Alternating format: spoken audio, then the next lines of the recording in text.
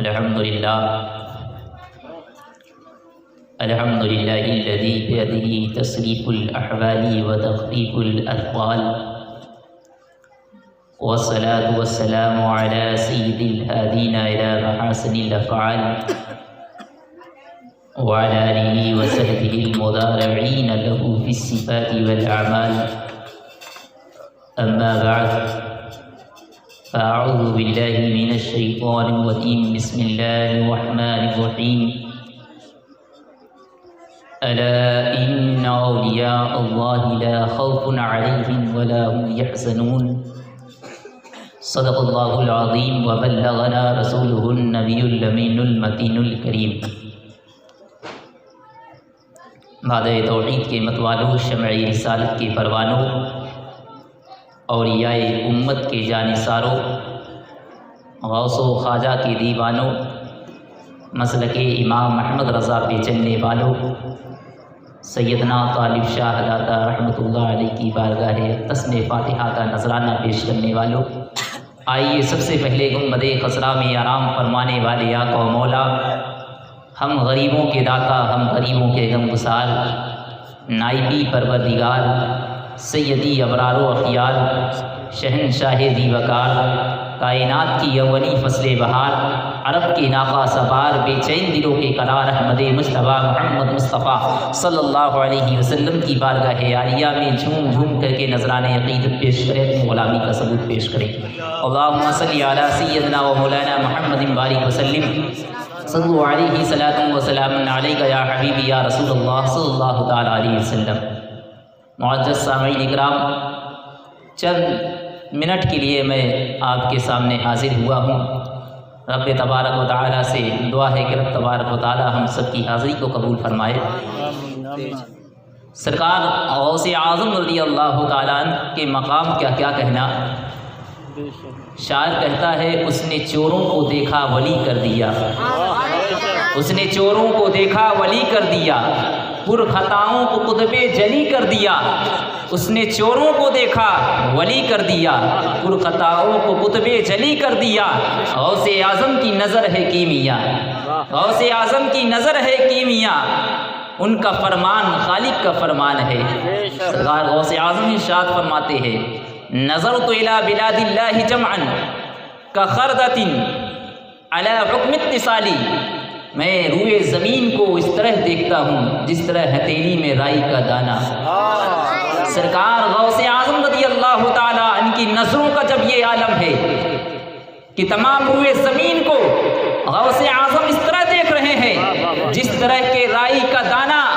ارے جب نبی کے غلاموں کے نظر کا یہ عالم ہے تو شہنشاہ کون و مکہ کی نظر کا عالم کیا ہوگا. جب ان کے گدا پر دیتے ہیں شاہان زمانہ کی جھولی، محتاج کا جب یہ عالم ہے مختار کا عالم کیا ہوگا. زمین میلی نہیں ہوتی، زمن میلا نہیں ہوتا، محمد کے غلاموں کا کفن میلا نہیں ہوتا. نبی کے غلاموں کی شان یہ ہے تو آقا کا عالم کیا ہوگا. یہ سرکار غوث اعظم رضی اللہ تعالیٰ عنہ آپ کی شان، آپ کے فضائل کو جتنا بھی بیان کیا جائے بیان نہیں کیا جا سکتا ہے، کیونکہ بزرگوں کی بارگاہ میں کیا ملتا ہے. شاعر کہتا ہے کہ تمنا اگر درد دل کی ہو تو خدمت کر فقیروں کی، تمنا اگر درد دل کی ہو تو خدمت کر فقیروں کی. نہیں ملتا یہ گوہر بادشاہوں کے خزینوں میں، نہیں ملتا یہ گوہر بادشاہوں کے خزینوں میں. ولی اللہ میں شان جلال اللہ ہوتی ہے، ولی اللہ میں شان جلال اللہ ہوتی ہے، مگر بد مذہبوں کی عقل کب آگاہ ہوتی ہے، مگر بد مذہبوں کی عقل کب آگاہ ہوتی ہے. اور شاعر کہتا ہے کیا بتاؤں کیا ہے رتبہ اولیاء اللہ کا، ہے ملائک میں بھی چرچا اولیاء اللہ کا. آنے واحد میں بدل دے دین و زندگی کا بیچ و خم، کیا نرالی شان و رتبہ ہے اولیاء اللہ کا. اور ایک کوزے میں آنا ساگر کو بھر دیا، ایک کوزے میں آنا ساگر کو بھر دیا. دیکھ نزدیک کیا ہے رتبہ اولیاء اللہ کا. اللہ رب العزت حدیث قدسی میں ارشاد فرماتا ہے، ان اللہ تعالی، اللہ رب العزت ارشاد فرماتا ہے کہ جس نے میرے ولی سے عداوت کی میں اس سے اعلان جنگ کرتا ہوں، جس نے میرے ولی سے دشمنی کی میں اس سے جنگ کا اعلان کرتا ہوں۔ ذرا غور کیجئے مقام ولایت کیا ہے، ولیوں کا مقام کیا ہے۔ رب تبارک و تعالیٰ فرما رہا ہے جو میرے کسی ولی سے بغض و عناد رکھتا ہو میں اس سے جنگ کا اعلان کرتا ہوں، اور کوئی بندہ میری بارگاہ میں قریب نہیں پہنچ سکتا ہے۔ فرائض عبادتوں کے مقابلے میں کسی اور ذریعے سے وہ میرے نزدیک نہیں پہنچ سکتا ہے۔ میرا بندہ نوافل کے ذریعے مجھ سے قریب ہوتا رہتا ہے۔ جب میرا بندہ نوافل کے ذریعے، نفل نمازوں کے ذریعے وہ مجھ سے قریب ہوتا رہتا ہے تو میں اس کی آنکھ وہ بن جاتا ہوں جس سے وہ دیکھتا ہے، میں اس کے ہاتھ ہو جاتا ہوں جس سے وہ پکڑتا ہے، میں اس کی نگاہ ہو جاتا ہوں جس سے وہ دیکھتا ہے، میں اس کے پیر بن جاتا ہوں جس سے وہ چلتا ہے۔ گویا کہ زبان ولی کی ہوتی ہے، بولنا خدا کا ہوتا ہے۔ اگر وہ مجھ سے مانگتا ہے تو میں اسے عطا کرتا ہوں، اگر وہ میری پناہ لیتا ہے تو میں اسے پناہ دیتا ہوں۔ یہ تو عام ولیوں کا حال ہے، یہ عام ولیوں کا حال ہے۔ رب تبارک و تعالیٰ ارشاد فرما رہا ہے یہ عام ولیوں کا معاملہ ہے۔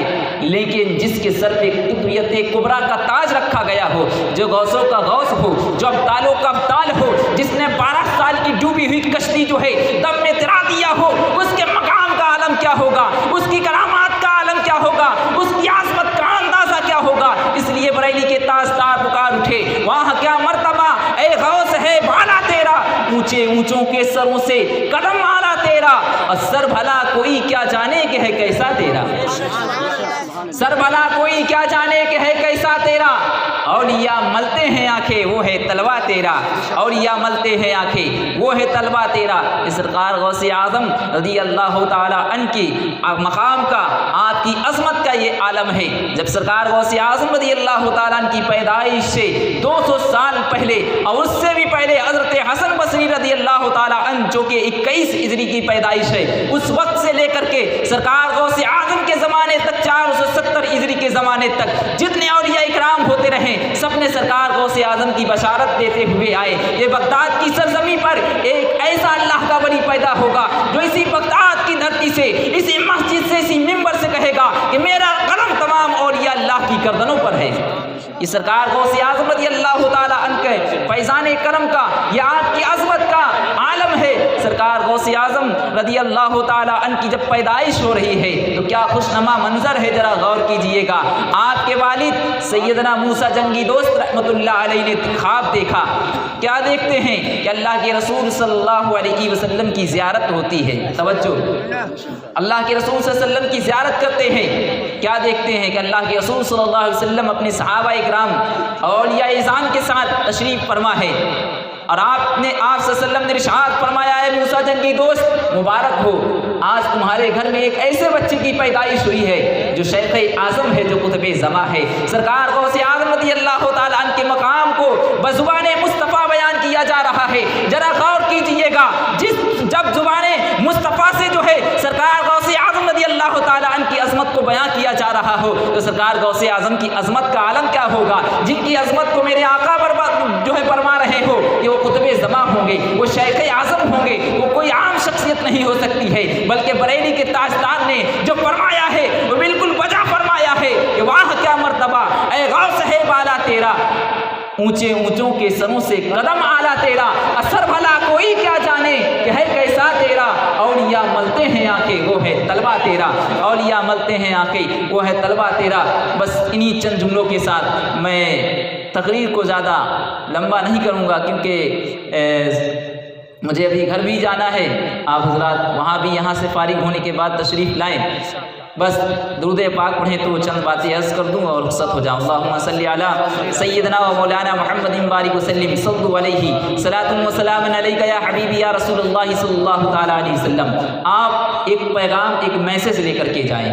جلسہ جلوس کا مطلب یہ ہوتا ہے کہ واقعات کو بیان کیا جاتا ہے، اس لیے کہ جب بزرگوں کا یہ معاملہ ہے، نبی کے غلاموں کی جب یہ شان ہے تو آقا کا عالم کیا ہوگا۔ جب عظمت کو بیان کیا جاتا ہے تو آپ کے دل میں اولیاء اللہ کی عظمت اتر جائے گی، کیونکہ اگر میں کسی کے اوصاف کو بیان کروں کہ فلاں شخص بہت اچھا ہے، بہت نیک ہے، متقی ہے، پرہیزگار ہے، تو آپ کے دل میں محبت بیٹھے گی اس کی۔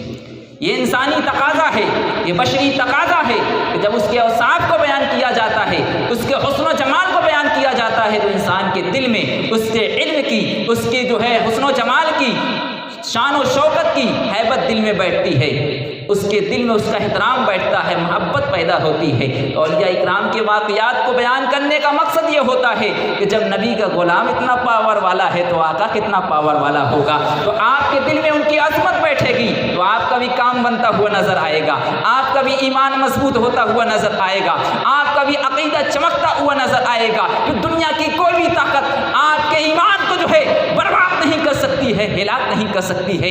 اس لیے کہ جب ولی اللہ کا جمال دل میں بس جاتا ہے، ان کی عظمت دل میں بس جاتی ہے، تو پھر وہ نکلا نہیں کرتی ہے، بلکہ اس کی صبح بھی ولی کی محبت میں گزرتی ہے، شام بھی ولی کی محبت میں گزرتی ہے۔ پھر اس کا عالم یہ ہوتا ہے کہ وہ دنیا سے کسی طاقتوں سے بھی خوف نہیں کھایا کرتا ہے، کیونکہ جب بندہ اللہ کا ہو جاتا ہے تو اللہ اس کا ہو جاتا ہے۔ تو واقعات بیان کرنے کا مقصد یہ ہوتا ہے کہ آپ ولی اللہ کی ان کی عظمت کو اپنے دل میں بیٹھائیں اور ان کا احترام کریں۔ رب تبارک و تعالیٰ آپ کے احترام کے مطابق، آپ کے نیت و خلوص کے مطابق اللہ تبارک و تعالیٰ اس کا بہتر اجر عطا فرمائے گا، آپ کا ایمان اور عقیدہ مضبوط رہے گا۔ اس لیے کہ رب تبارک و تعالیٰ نے ارشاد فرمایا آمنو، 4 لفظ ہیں، الف سے اشارہ اللہ کی طرف، میم سے اشارہ محمد رسول اللہ صلی اللہ علیہ وسلم کی طرف، نون سے اشارہ نبیوں کی طرف، واو سے اشارہ ولیوں کی طرف۔ اس آمنو میں قرآن میں بے شمار مقامات پر آیا یا ایھا الذین آمنو، اے ایمان والو۔ اب اس آمنو کے لفظ پر ذرا کوٹ کرو، ایسے ذرا غور سے دیکھنا، اس میں 4 لفظ ہے، الف سے اشارہ اللہ کی طرف، میم سے اشارہ محمد رسول اللہ کی طرف، نون سے اشارہ نبیوں کی طرف، واو سے اشارہ ولیوں کی طرف۔ پتہ چلا جب تک کہ تم خدا کو نہیں مانو گے، نبی کو نہیں مانو گے، ولی کو نہیں مانو گے، اللہ کے رسول صلی اللہ علیہ وسلم کو نہیں مانو گے، تمہارا ایمان کامل نہیں ہو سکتا ہے۔ تمہارا ایمان کامل اس وقت ہوگا جب تم اللہ کو بھی مانو، محمد رسول اللہ صلی اللہ علیہ وسلم کو بھی مانو، نبیوں کو بھی مانو، ولیوں کو بھی مانو، تب تمہارا ایمان کامل ہوگا۔ رب فرما رہا ہے، اس لیے ذرا غور کیجئے گا، ان کی عظمت، ان کو شان و شوکت کو اپنے دل میں بسائے رکھیے گا، اور جو ان کی عظمت کو دل میں بسائے ہوا ہے، قسم خدا کی وہ کبھی گمراہ نہیں ہو سکتا ہے، اس کا ایمان برباد نہیں ہو سکتا ہے۔ اس لیے کہ مومن کامل کی پہچان یہ ہے کہ وہ اللہ کو بھی مانتا ہے، اللہ کے نبیوں کو بھی مانتا ہے، امام الانبیاء صلی اللہ علیہ وسلم کو بھی مانتا ہے، اور اولیاء کرام کی بھی محبت اپنے دل میں رکھتا ہے۔ تو یہ اولیاء کرام۔ اور ایک آخری بات یہ ہے کہ سیرت کا مطالعہ کریں اور علم دین حاصل کریں۔ سرکار غوث اعظم رضی اللہ تعالی عنہ 40 سال یا 50 سال آپ سیرت پڑھیں گے تو ان کے طالب علمی کا جو زمانہ گزرا ہے اور ان کی جوانی کا جو زمانہ گزرا ہے، سرکار غوث اعظم فرماتے ہیں میں کئی سالوں تک زمین میں ڈلی ہوئی چیزوں کو کھا کر کے بسر کرتا تھا۔ 12 سال ایسا بھی گزرا ہے۔ آپ علم دین حاصل کرنے گئے، 1 سال قحط پڑا تھا، اس قحط میں لوگ سامان میسر نہیں تھا، کھانے پینے کی تنگی آ چکی تھی۔ سرکار غوث پاک فرماتے تھے زمین پہ جو کوئی ہری گھاس وغیرہ پتے وغیرہ کھا کر کے میں زندگی کو گزارتا تھا، علم دین حاصل کرتا رہا۔ تو یہ بیان کرنے کا مقصد یہ ہے، جلسے سے کچھ لے کر کے جائیں کہ علم دین کو بزرگان دین نے کس طرح حاصل کیا ہے۔ سرکار غوث پاک فرماتے ہیں میں علم دین حاصل کرتے کرتے قطب بن گیا، قطب کے مرتبے پر فائز ہو گیا۔ اور خود امام شافعی نے بھی فرمایا تھا کہ میں امام محمد کی کتابوں کو پڑھتے پڑھتے مجتہد بن گیا۔ تو علم دین کو ذرا دیکھیے، ہماری کامیابی علم دین پر ہے۔ اگر ہم علم دین سے پیچھے رہ گئے، ہم قرآن و سنت پر عمل اور اس کے احکام پر عمل کرنا چھوڑ دیں گے، آج تباہی ہماری دہلیز پر کھڑی ہوئی ہے، ہم برباد ہوتے جا رہے ہیں۔ تو ضرورت ہے علم دین کو حاصل کرو۔ وہ کب ہوگا؟ جب آپ سرکار غوث اعظم کی سیرت کا مطالعہ کریں گے، آپ ان کی سوانح حیات کو پڑھیں گے تو آپ کو معلوم ہوگا کہ بزرگوں نے کیسے زندگی گزاری ہے، ان کا چلنا کیسے ہوتا تھا، ان کا بیٹھنا کیسے ہوتا تھا، ان کا سونا کیسے ہوتا تھا، ان کا چلنا کیسے ہوتا تھا، انہوں نے اپنی زندگی کے لمحات کو کس طرح گزارا ہے۔ جب آپ کے سامنے غوث اعظم کی سیرت آپ کے سامنے آپ کی نظروں میں ہوگی تو آپ کا بھی وہی مقام ہوگا، جو کہو گے وہ ہو جائے گا۔ آپ کا بھی وہی مقام ہوگا کہ آپ جو ہے دشت تو دشت ہے، دریا بھی نہ چھوڑے ہم نے، پیر ظلمات پہ دوڑا دیے گھوڑے ہم نے، پھر ہماری شان یہ ہوگی کہ دنیا ہماری قدموں کے سامنے جھکتی ہوئی نظر آ جائے گی۔ ضرورت ہے دین پڑھنے کی، ضرورت ہے دین سمجھنے کی، تو آپ اپنے بچوں کو پڑھائیں اور علم دین حاصل کریں۔ بس انہی آخری جملوں کے ساتھ اب میں رخصت ہوتا ہوں۔ خوبی کی سیر چمن پھول چنے شاد رہے، باغ با جاتا ہوں میں گلشن